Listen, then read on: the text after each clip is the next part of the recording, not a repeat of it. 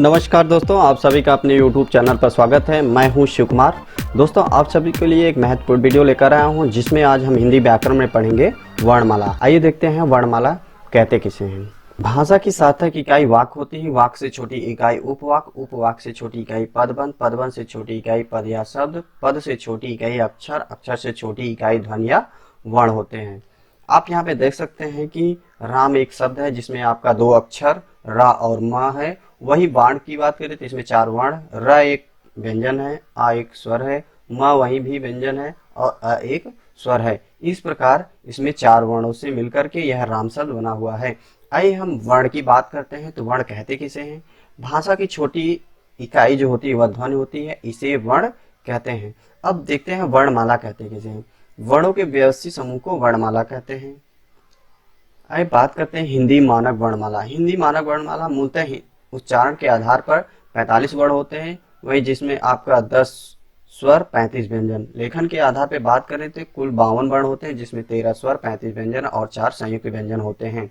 आइए देखते हैं स्वर कौन कौन से होते हैं। स्वर आपका आ ई उ री। री एक जो है संस्कृत का वर्ण है। यहाँ इसके बाद बात करते हैं ए ऐ ओ औ और अंग अ। इस प्रकार कुल 10 और 3 13 स्वर होते हैं जो एग्जाम में बहुत बार आपके पूछा जा चुका है। इसको नोट डाउन कर लीजिएगा। अब हम देखते हैं इसको डायग्राम के माध्यम से। आप देख सकते हैं वर्णमाला। वर्णमाला में आपके दो चीजें होती है जिसमें स्वर और व्यंजन होता है। स्वर की बात करें तो इसमें हर्ष स्वर होता है और दीर्घ स्वर होता है। हर्ष स्वर में आपके 4 वर्ण होते हैं, वहीं दीर्घ स्वर में 7 वर्ण होते हैं। आइए हम बात करते हैं व्यंजन वर्ण। व्यंजन वर्ण में आप देख सकते हैं स्पर्श व्यंजन, अंतस्थ व्यंजन, ऊष्म व्यंजन, आगत व्यंजन और संयुक्त व्यंजन होता है।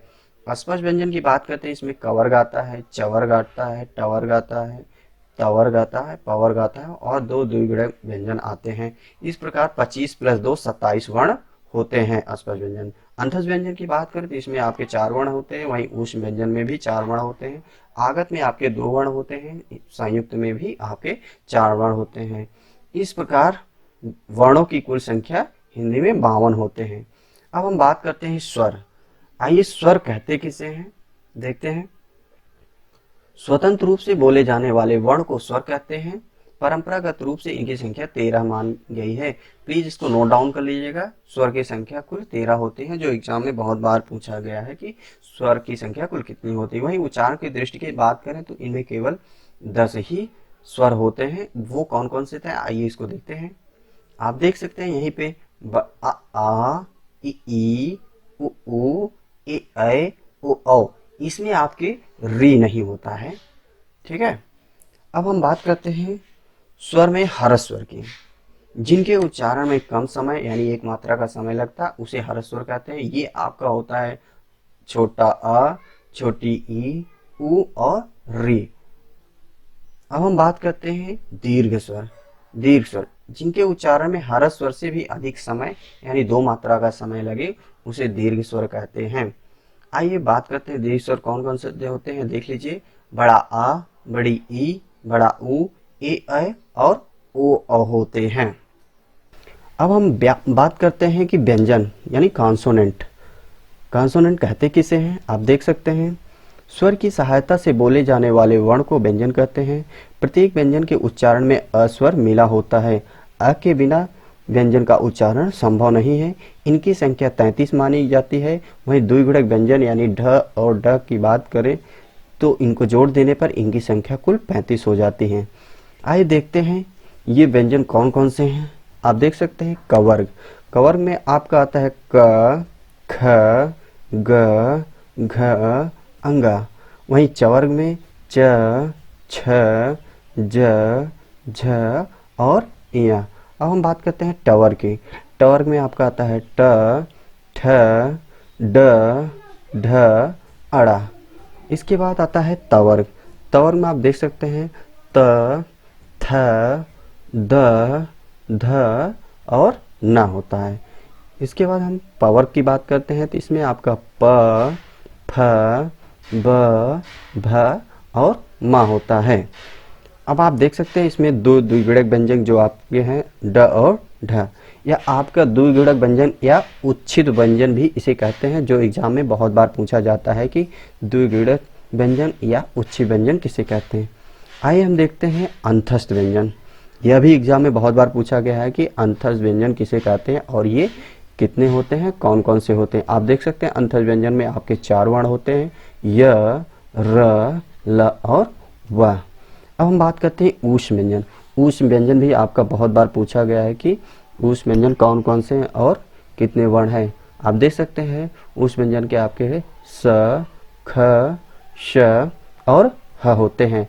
आगत की बात करें तो इसमें ज और फ होता है। यह आपका संयुक्त व्यंजन है। संयुक्त व्यंजन में आपके 4 वर्ण होते हैं। यह आपका एग्जाम में बहुत बार पूछा गया है कि संयुक्त व्यंजन कौन कौन से होते हैं, किससे मिलकर बने होते हैं और कितने वर्ण होते हैं। तो वहीं आप देख सकते हैं छ में आपका क व्यंजन और श मिल करके छ बना हुआ है। वहीं त्र की बात करें तो त व्यंजन और र वर्ण से मिल करके त्र बना है। ज्ञ की बात करें तो ज और य मिल करके जो है ज्ञ बना हुआ है। श्र में आपका बड़ा श व्यंजन और र वर्ण मिल करके जो है आपका श्र बना हुआ है। अब हम देखते हैं क्लासिफिकेशन ऑफ कॉन्सोनेंट यानी व्यंजनों का वर्गीकरण। अब अस्पर्श व्यंजन, जिन व्यंजनों का उच्चारण करते समय हवा फेफड़ों से निकलते हुए मुंह के किसी स्थान विशेष कंठ, तालु, मूर्धा, दांत या होठ का स्पर्श करते हुए निकले तो उसे अस्पर्श व्यंजन कहते हैं। अभी आइए इसको हम देखते हैं कि इसमें उच्चारण और वर्ग क्या होते हैं और अघोष सघोष वर्ण कौन कौन से होते हैं। यह मैं आपको बता देना चाहता हूँ, एग्जाम में बहुत बार पूछा जाता है कि अघोष और सघोष वर्ण कौन कौन से होते हैं और अल्पप्राण महाप्राण क्या होता है। तो आप यहाँ पे देख सकते हैं कि यह वर्ग आपका कंठ है, उच्चारण स्थान का कंठ। यहाँ पे आप देख सकते हैं इसमें आता है क, ख, ग, घ, अंगा। अब हम बात करते हैं तालब, यानी तालु के द्वारा उच्चारण स्थान जिनका होता है वो तालब कहलाते हैं। जिसमें आप देख सकते हैं च, छ, ज, झ और या वर्ण आते हैं। ताल यानी मुंह के भीतर की ऊपरी छत का पिछला भाग से जिनका उच्चारण होता है उसका हम ताल कहते हैं, इनका उच्चारण जो है ताल होता है। मूर्धन की बात करें तो यानी मूर्धा, मुंह के भीतर की ऊपरी छत का अगला भाग से इनका उच्चारण स्थान होता है। आप देख सकते हैं ट, ठ, ड, ढ और अड़ा होते हैं। अब हम बात करते हैं दंत यानी दांत उच्चारण स्थान। आप इसको खुद देख सकते हैं कि जब हम इनका उच्चारण करते हैं तो हमारे जीवा जो होते हैं वह दांत को स्पर्श करते हैं। देख सकते हैं त, थ, द, ध, न। अब इसके बाद हम बात करते हैं अंत में ओष्ठ, यानी इनका उच्चारण जो है स्थान ओष्ठ होता है। जिसमें आप कहते हैं प, फ, ब, भ और म। अब इसमें नोट कर लीजिएगा, जो बहुत ही इम्पोर्टेंट चीज़ें नोट करने लायक है, प्लीज़ नोट डाउन कर लीजिएगा। आप देख सकते हैं कुछ विद्वान च वर्ग को स्पर्शी या संघर्षी मानते हैं। हम घोषक के आधार पर बात करें तो घोष का अर्थ होता है स्वर तंत्रियों में ध्वनि का कंपन। ये हम आपको पहले बता दिए हैं। अघोष और सघोष जो है बहुत बार एग्जाम में पूछा जाता है कि अघोष और सघोष क्या होता है और इसमें कौन से व्यंजन आते हैं। तो जिन ध्वनियों के उच्चारण में स्वर तंत्रियों में कंपन हो उसे हम अघोष कहते हैं। इसमें आपका हर वर्ग का पहला और दूसरा व्यंजन होता है। वहीं सघोष की बात करें तो जिन ध्वनियों के उच्चारण में स्वर तंत्रियों में कंपन हो उसे हम सघोष कहते हैं। इसमें आपका हर वर्ग का तीसरा, चौथा और पांचवा वर्ण आता है।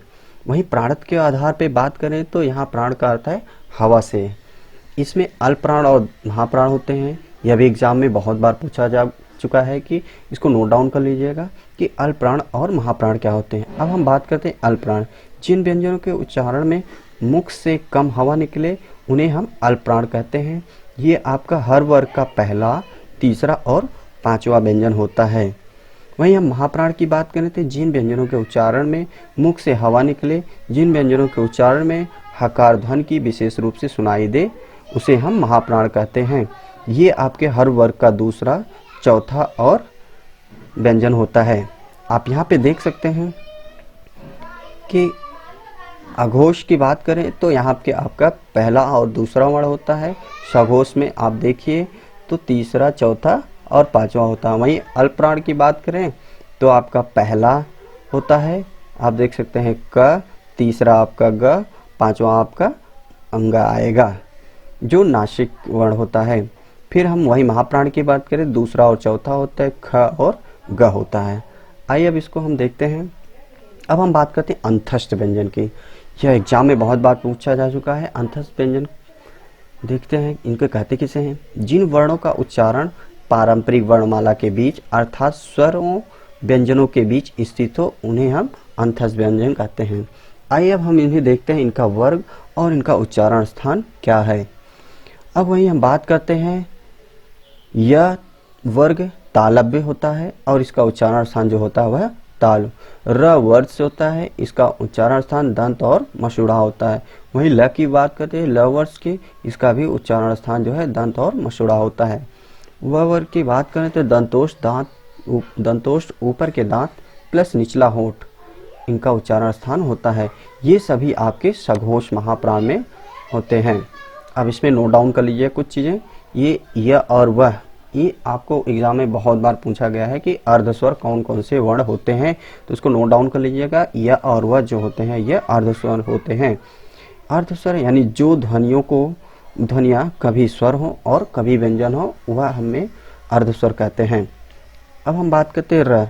र एक लुंठित वर्ण है जिसके उच्चारण में जीभ ताल से लुढ़क कर स्पर्श करे, उसे हम लुंठित वर्ण कहते हैं। र जो एक लुंठित वर्ण है। इसकी बात करते हैं ल पार्श्विक, यानी जिसके उच्चारण में हवा जीभ के पार्श्व बगल से निकल जाए उसे पार्श्विक कहते हैं।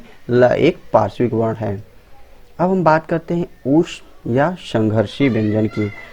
अब आप देख सकते हैं उसकी ऊष्म या संघर्षी कहते किसे हैं। जिन व्यंजनों का उच्चारण करते समय वायु मुख में किसी स्थान विशेष का घर्षण रगड़ खाकर निकले और ऊष्मा या गर्मी पैदा करे उसे हम ऊष्म या संघर्षी कहते हैं। अब इनका उच्चारण स्थान और वर्ग देख लीजिए। श का होता है तालव्य, इसका उच्चारण स्थान ताल होता है। क की बात करें तो इसका मूर्धन होता है और इसका उच्चारण स्थान मूर्धा होता है। श वर्ष की बात करें तो इसका दंत और मसूड़ा होता है।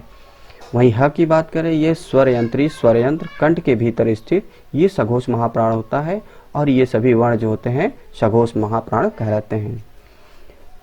आइए उच्छिप व्यंजन की बात करते हैं। तो उच्छिप व्यंजन हम आपको पहले भी बता दिए और यहाँ पे नोट डाउन कर लीजिएगा। उच्छिप या द्विगुणक व्यंजन ये आपके ड और ढ होते हैं। यह एग्जाम में पूछा जाता है कि आप इसको नोट डाउन कर लीजिएगा प्लीज। तो आप देख लीजिए, उच्छिप व्यंजन जिनके उच्चारण में जीभ पहले ऊपर उठकर मूर्धा का स्पर्श करे और फिर झटके के सट से नीचे आए उन्हें उच्छिप्त व्यंजन कहते हैं, जो होते हैं ड और ढ। अब इस कुछ नोट कर लीजिएगा, जैसे ड और ढ यह हिंदी के विकसित व्यंजन हैं, ये संस्कृत में नहीं थे। ड की बात करें मूर्धन, ये सघोष और अल्पप्राण होता है। ढ की बात करें ये मूर्धन सघोष महाप्राण होता है। अब हम बात करते हैं अयोगवाह। अयोगवाह में आपके दो चीजें होते हैं, अनुस्वार और विसर्ग। तो दोस्तों अगर आप सभी को ये वीडियो पसंद आया होगा तो please like share and subscribe करिएगा और इसको ज़्यादा से ज़्यादा अपने दोस्तों में शेयर करिए ताकि आपके दोस्तों को हेल्प मिल सके, इसकी सहायता मिल सके। धन्यवाद।